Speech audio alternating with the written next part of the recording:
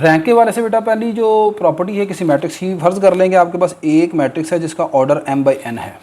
तो याद रखिएगा किसी भी मैट्रिक्स तो ऐसी सूरत में इस मैट्रिक्स ए का जो रैंक है वो हमेशा लेस देन इक्वल होगा मिनिमम ऑफ m और n। अब यहाँ पर m कौन है? m इसकी रोज़ को शो कर रहा है और n क्या है? n इसके कॉलम को शो कर रहा है, नंबर ऑफ़ कॉलम्स को।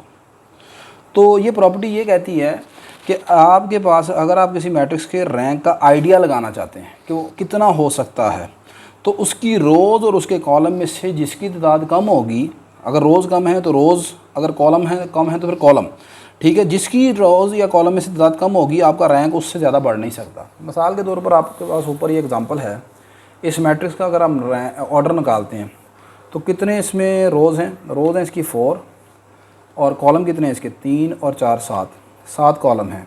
अब रोज़ और कॉलम में से कम कौन है? तो आप देख सकते हैं यहाँ पर इसकी जो रोज़ है ना वो 4 के बराबर है।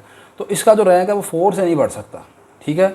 इस मैट्रिक्स का रैंक 4 से नहीं बढ़ सकता। अब इसका रैंक मैक्सिमम हो कितना सकता है? इसका मैक्सिमम रैंक 4 हो सकता है और मिनिमम कितना होगा? 0 1 2 3 और 4, ठीक है।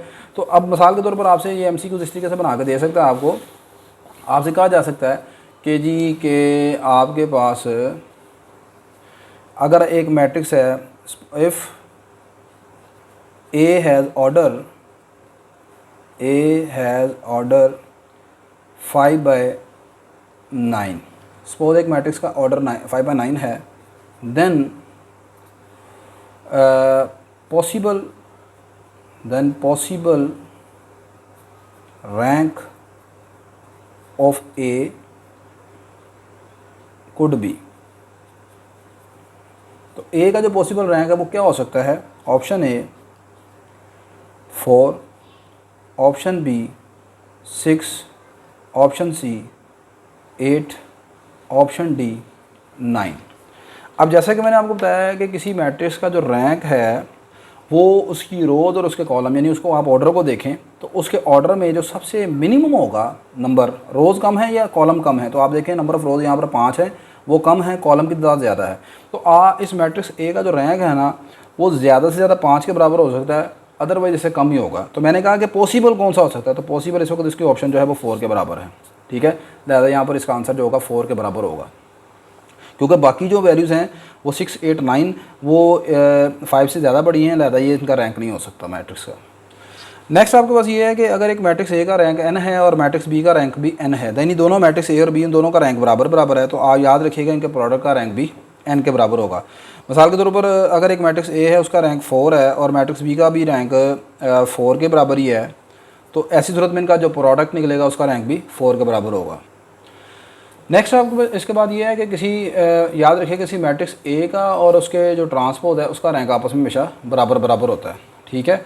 मैट्रिक्स ए और मैट्रिक्स ए का रैंक, मैट्रिक्स ए के ट्रांसपोज का जो रैंक है वो आपस में हमेशा क्या होगा? इक्वल होगा। Next one is important property, आपके पास अगर फर्ज करें एक मैट्रिक्स ए है ऑर्डर n/n यानी एक स्क्वायर मैट्रिक्स है, देन आप याद रखिएगा कि अगर तो आपका ए जो है वो नॉन सिंगुलर है, यानी उसका डिटर्मिनेंट नॉन जीरो है। आप जानते हैं अगर किसी मैट्रिक्स का डिटर्मिनेंट नॉन जीरो हो तो आप उसे कहते हैं वो नॉन सिंगुलर है। अगर किसी मैट्रिक्स का, अगर स्क्वायर मैट्रिक्स है आपके पास सबसे पहले, तो स्क्वायर मैट्रिक्स है उसका डिटर्मिनेंट नॉन जीरो है, तो याद रखें उसका जो उस मैट्रिक्स अगर आप रैंक निकालेंगे तो n के बराबर आएगा, और अगर वो सिंगुलर है तो फिर उसका रैंक जो होगा वो हमेशा n से छोटा होगा। मिसाल के तौर पर मेरे पास एक मैट्रिक्स ए है, उसका ऑर्डर है 3/3। अगर आपने चेक किया कि ए जो है उसका डिटर्मिनेंट नॉन जीरो है, ठीक है, नॉन जीरो है, नॉन सिंगुलर है ये, तो ऐसी सूरत में आप सीधा कह सकते हैं इसका जो रैंक होगा ना वो एग्जैक्टली 3 के बराबर आएगा। सही है। अब अगली बात, फ़र्ज़ करें कि इस मैट्रिक्स ए का जो रैंक डिटर्मिनेंट आपने निकाला वो आ गया 0 के बराबर, तो अब आप कन्फर्म नहीं कह सकते कि इसका रैंक 3 होगा, इसका रैंक 3 से छोटा होगा। अब लेस देन 3 होने का मतलब क्या है? या तो वो 0 होगा या फिर 1 होगा या फिर 2 होगा, 3 नहीं हो सकता, ये इसका मतलब है, ठीक है जी। अगली बात ये कि याद रखें कि कभी किसी मैट्रिक्स का रैंक नेगेटिव नहीं हो सकता, मिनिमम रैंक 0 हो सकता है, नेगेटिव नहीं हो सकता। अच्छा, ज़ीरो जो रैंक है वो किस सूरत में पॉसिबल है?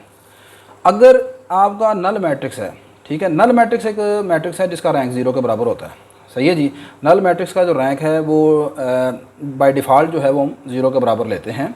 अगली चीज़ ये है 7, अगर आपके पास दो मैट्रिक्स ए और बी हैं वो एडिटेबल हैं, यानी आप उनको सम कर सकते हैं, आप उनको प्लस कर सकते हैं, तो याद रखें a + b दो मैट्रिसेस के को प्लस करके उनका जो रैंक निकलेगा वो हमेशा छोटा होगा, लेस देन इक्वल होगा rank of A plus rank of B से। यानी उन दोनों के इंडिविजुअल रैंक को प्लस कर लें और इधर उन दोनों को सम करके रैंक निकालें तो हमेशा ये वाली जो साइड है इसका आंसर छोटा आएगा।